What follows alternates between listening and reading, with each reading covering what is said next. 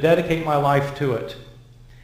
After my years of study, I finally came to the conclusion that everything I had previously thought about the historical evidence for the resurrection was absolutely wrong. Let me begin by explaining in simple terms. This will be covering similar grounds to what Mike has just covered, but in a very different way. What is it that historians do? Historians try to establish what probably happened in the past. They try to establish what probably happened in the past. We can't know what happened in the past. We can have levels of probability of what happened in the past. What was Bill Clinton doing in the year 1992? We're actually pretty well informed about that, what Bill Clinton was doing. And we have relatively high levels of certainty of what he was doing in 1992, those of us who were awake and alive at the time. What about 1972? Well, that's a little bit more difficult because we don't have as good of documentation. What if we go back several hundred years? What about Shakespeare? Do we really know that Shakespeare wrote all of his plays? Well, there are debates about it. Why are there debates about it? Because it's a long time ago and there isn't very good evidence one way or the other. Did Caesar cross the Rubicon? Well, we have some evidence for it. In fact, something from Caesar's own hand, but it was 2,100 years ago, and it's a little bit harder to establish what Caesar was doing 2,100 years ago than what Bill Clinton was doing 15 years ago. How about Simon Peter, the apostle of Jesus? What do we know about his death? In fact, what we know are legends that were written hundreds of years later. What do we actually know about his death? As a historian, I would say we know very little about his death. There are different levels of probability for different things that happened in history, and what historians do is they try to establish what the levels of probability are for certain things having happened. What kind of evidence do historians hope for when they're trying to establish what probably happened in the past? Historians want to have contemporary accounts of the events that they narrate. They want these events to be close to the time, they want these accounts to be close to the time of the events themselves. They want to have lots of these accounts, multiple sources if possible. They want these sources to be independent of one another. You don't want sources that had collaborated with one another. You want independent, multiple sources for different accounts. You want these independent, multiple sources to be consistent with one another. If they contradict one another, then you've got a problem because you don't know which source then to rely upon. Moreover, you want sources that are not biased toward their subject.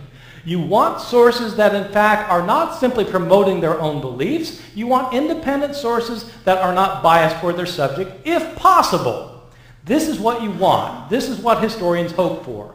What do historians have when it comes to the Gospels of the New Testament? Our sources for knowing about the life of Jesus and, if it happened, his resurrection. Do the sources that we have coincide with what we hope for? First thing to point out is the dates of these sources. The Gospels of the New Testament are much later than the accounts that they narrate. Most historians date the first Gospel as the Gospel of Mark and indicate that it was written sometime around the year 65 or 70 A.D. In other words, 35 or 40 years after the death of Jesus. And it is our first Gospel. Matthew and Luke were written 10 or 15 years later, maybe 80 to 85. John was written 10 or 15 years after that, maybe 90 to 95. In other words, our Gospels are separated from the life of Jesus anywhere from 35 to 65 years. That's the time gap between the death of Jesus and the first accounts of his life. 35 to 65 years. They are not contemporary accounts. These accounts are not written by eyewitnesses, and they don't claim to be. Matthew, Mark, Luke, and John do not claim to be written by people named Matthew, Mark, Luke, and John. Those are the titles in our Bibles, but those titles were added by later editors. Whoever wrote the Gospel according to Matthew didn't call it the Gospel according to Matthew. Somebody else is telling you who they think wrote the Gospel, and those inscriptions aren't found until the 2nd century. They're not original to Matthew, Mark, Luke, and John.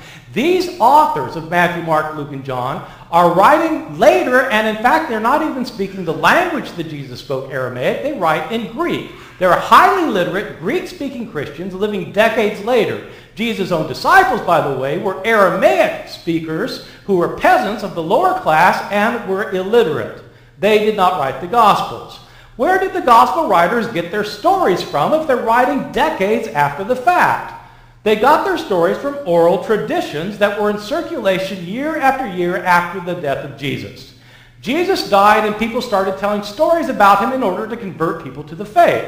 When somebody converted, they told the story to somebody else. That person told the stories to somebody else. That person told the stories to somebody else, and that person told the stories to somebody else. This went on for year after year after year, decade after decade, before the gospel writers were themselves writing. What happens when stories are put in circulation orally? Stories get changed. If you ever had your children play the game telephone in a birthday party where one kid tells a story to the next kid sitting at the birthday party, and then the story goes to the next kid, goes around the circle until it comes back to the first kid, it's a different story. If it weren't a different story, it'd be a pretty dumb birthday party game to play. The stories change. What happens if you play this game not in one living room with a bunch of kids from the same socioeconomic class who all speak the same language? What if you play the game for 35, 45, 55 years in different languages, in different countries, telling stories that the people who are telling the stories were not there to witness? What happens to the stories? The stories get changed. Do I have evidence that the stories get changed? Yes, indeed. There is very solid evidence, namely that you have different sources telling the same stories, and in almost every instance when different sources tell the same stories, in the New Testament, the stories are different. Sometimes in little ways, sometimes in big ways. Somebody was changing the stories. You can see this for yourself. The reason people don't see this normally is because the way people normally read the Bible. The way you normally read the Bible is you're going to read the Gospels, and so you start reading the Gospel of Matthew. And you start Matthew chapter 1, verse 1. The first 16 verses are genealogies, not very interesting. You read them anyway because it's the Bible. And then you go on through, you get down then to chapter 17, and the action starts picking up. And you read Matthew. You go through chapter 1, then chapter 2, chapter 3. You go all the way through chapter 28. You've read Matthew. Then you start reading Mark. You start at the beginning of Mark. You go to the bottom, chapters 1 through 16. Then you read Luke. And Mark, by the way, sounds a lot like Matthew. Then you read Luke, and it sounds a lot like Mark. You read John, it's kind of different, but it sounds pretty much like the others. They're all basically saying the same story. The reason it sounds that way is because you're reading them vertically. The way to notice differences in the Gospels is to read them not vertically, but to read them horizontally. Read a story in Matthew, then read the same story in Mark, and then read the same story in Luke, and compare them in detail. In almost every instance, you will find differences. Let me just give you some examples from the death accounts and resurrection accounts of Jesus.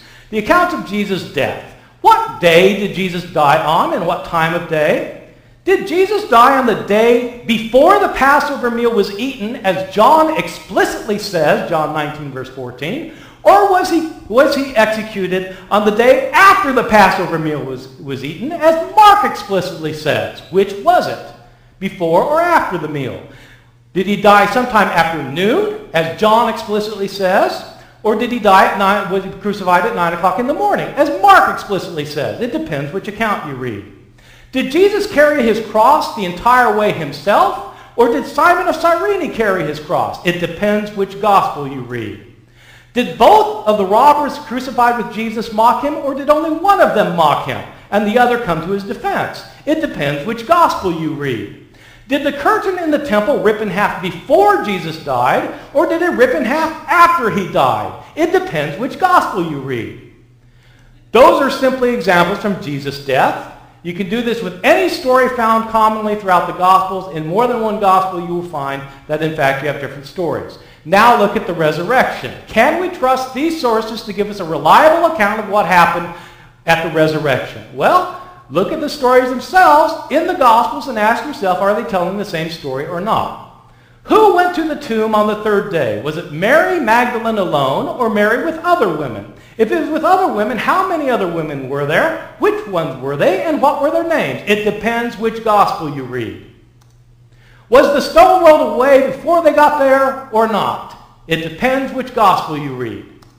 What did they see when they got to the tomb? Did they see one man? Did they see two men? Or did they see one angel? It depends which gospel you read. Now,